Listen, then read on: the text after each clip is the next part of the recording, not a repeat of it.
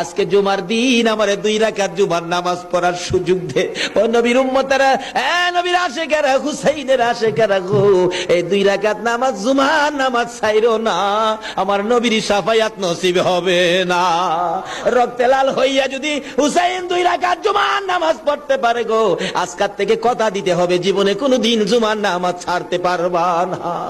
জুমার নামাজ আদায় করতে সময়টুকুন দিলে নামাজ শুরু করে দিলেন, রুকু সিজদার কাজ শেষ করে তাশাহুদে বসে সালাম ফিরানের আগ পর্যন্ত কাছাকাছি বসে বসে এই যে সৈন্যরা নামাজের ভিতরে প্রত্যক্ষদর্শীরা বলেন এক একটা করে তীর মারে হুসাইনের গায়ে। ডান দিক দিয়ে যদি তীরটা মারতো, বাম দিক দিয়ে বেরিয়ে যাইতো, সামনে দিয়া মারলে পিছন দিয়া বেরিয়ে যায়, এই কিসিমের তীর গো নামাজের ভিতরে বাহুতুরটা তীর লাগাইছে। হুসাইন সালামটা ফিরাইয়া নানা গো কইয়া কালতে কালতে জমিনে গড়াগড়ি শুরু করে দিলে। নিষ্ঠুর পাষাণ এই যদি সৈন্যের সীমার গলা কাইটা মাথা আলাদা করে নিয়ে গেছে। হুসাইন শহীদ হয়ে যায়।